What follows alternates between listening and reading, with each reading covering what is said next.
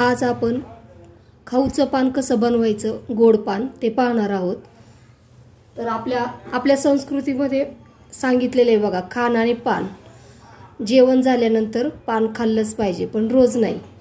कधीतरी असं मिष्टान्नाचं पंचपक्वान्नांचं जेवण झालं ना की हमखास असं पान खाल्लेलं शरीराला खूप चांगलं असतं।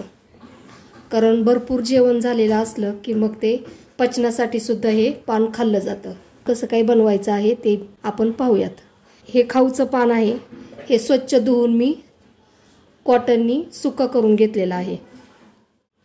ह्या देठ काढून टाकायचा।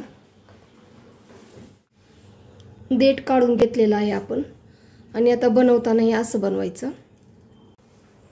ज्यांना पित्ताचा वगैरे त्रास आहे त्यांनी तर आवर्जून हे पान 15 दिवसातून एकदा तरी खाल्लंच पाहिजे।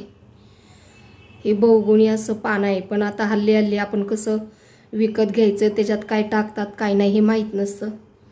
आपलं घरी बनवलेलं आहे स्वच्छ ह्यानी व्यवस्थित पान तयार होतं। आपण यामध्ये गुलकंद, साधी बडीशेप, तुटी फुटी आणि डेसिकेटेड कोकोनट टाकून घेतलेला आहे। पाहुणे मंडळी जेवायला येणार असतील, हे आदल्या दिवशी जरी बनवून ठेवलं ना तरी फ्रीजमध्ये ठेवायचं डब्यात घालून, खूप छान राहतं हे।